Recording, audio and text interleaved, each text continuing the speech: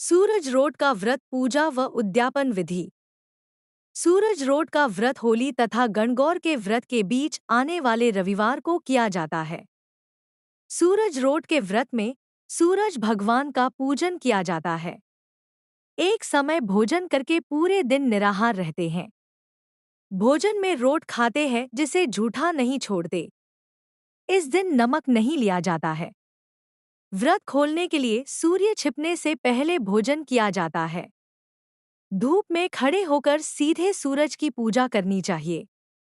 ऐसा संभव ना हो तो सूर्य भगवान के चित्र की पूजा भी कर सकते हैं। सूरज रोट व्रत के पूजन की सामग्री: रोली, चावल, लच्छा, मेहंदी, घेवर या हलवा और रोट, जल का लोटा, गंगा जल। सूरज रोट बनाने की विधि। सूरज रोट की पूजा के लिए रोट बनाने के लिए जौ के आटे में घी का मोयन डालकर आटा गूंथ ले। आटे में नमक ना डालें। यह रोट अलूना होता है। इसे थोड़ी देर रख दें। अब आटे को हाथ से मठार लें और थोड़ी मोटी रोटी बेल लें। बेली हुई रोटी के चारों और अंगूठे व अनामिका अंगुली की सहायता से मोटी मोटी चूटी काटकर डिजाइन बना लें। यह रोटी सूरज जैसी दिखेगी। रोटी के बीचों बीच किसी गोल चीज जैसे बोतल के ढक्कन से काटकर गोल छेद बना लें। रोटी के इसी छेद में से देखकर सूरज भगवान की पूजा की जाती है।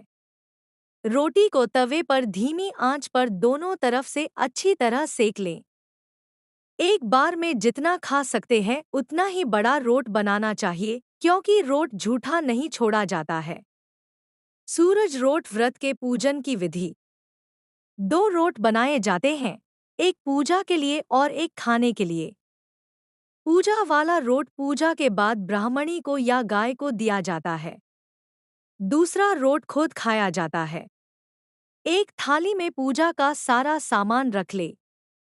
यदि होली पर दशामाता का डोरा लिया हो तो वह भी पूजा की थाली में रखें। सूर्य भगवान को जल और गंगाजल के छींटे दें। इसके बाद रोली, लच्छा, अक्षत, मेहंदी अर्पित करें। घेवर या हलवे का भोग अर्पित करें। रोट का भोग भी लगा सकते हैं, लेकिन रोट टूटना नहीं चाहिए। व्रत करने वाली स्त्री बाएं हाथ में रोट लेकर उसमें से सूरज को देखे और कोई दूसरी महिला सूरज की तरफ लोटे से थोड़ा थोड़ा जल छोड़ती जाए। जल छोड़ने वाली पूछे, सखी सखी सूरज जी दिख्या? अर्थात बहे सखी, क्या सूर्य भगवान दिख रहे हैं?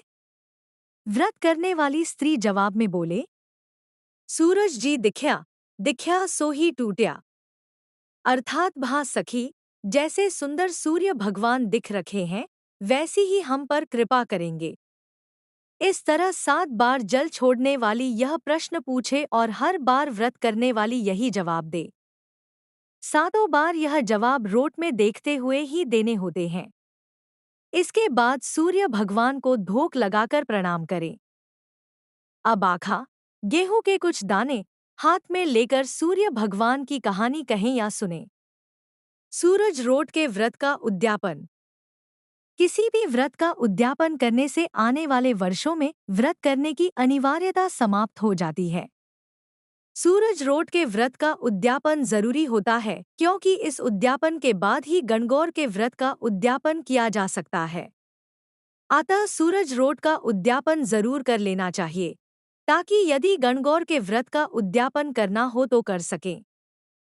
सूरज रोट के व्रत का उद्यापन भी होली और गणगौर के बीच वाले रविवार को ही किया जाता है। यह उद्यापन लड़की अपनी शादी से पहले भी कर सकती है और शादी के बाद भी। जैसी परिवार में परंपरा हो वैसा कर सकते हैं। सूरज रोट का उद्यापन पीहर की तरफ से होता है। उद्यापन की विधि।